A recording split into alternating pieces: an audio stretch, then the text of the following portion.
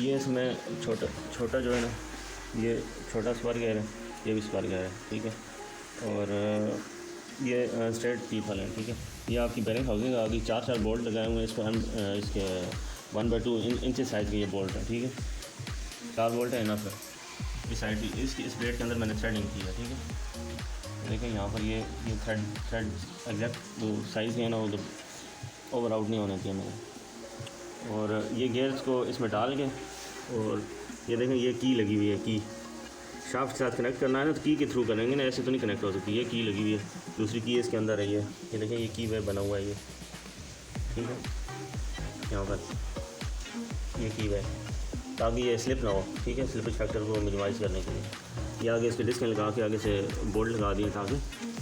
और ये 2 प्लेटें 6 मिलीमीटर की, ठीक है। फिर ये साइड प्लेट्स हैं, ठीक है जी।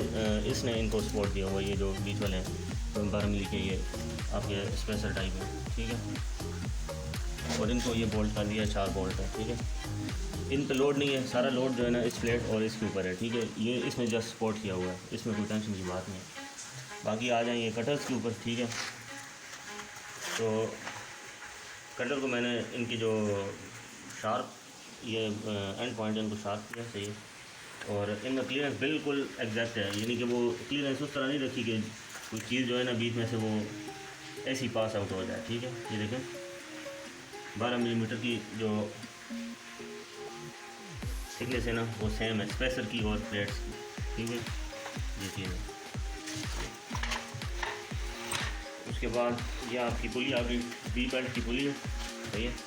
और इसका 405 मिलीमीटर डाया है इसका, ठीक है। एक्सटर्नल यहाँ से लेकर यहाँ तक ये इसका एक्सटर्नल डाया है, ठीक हो गया। यहाँ पर इसकी मोटर फिटिंग बनेगी, यहाँ पर माउंट बना के मोटर, और यहाँ से उसकी पुली लगा के बेल्ट लगा के। ये छोटी पुली है, ठीक है। ये बी बेल्ट है, ठीक है। ये यहाँ पर इसके सामने आ जाएगी, इसमें बोर बना के उतार देंगे।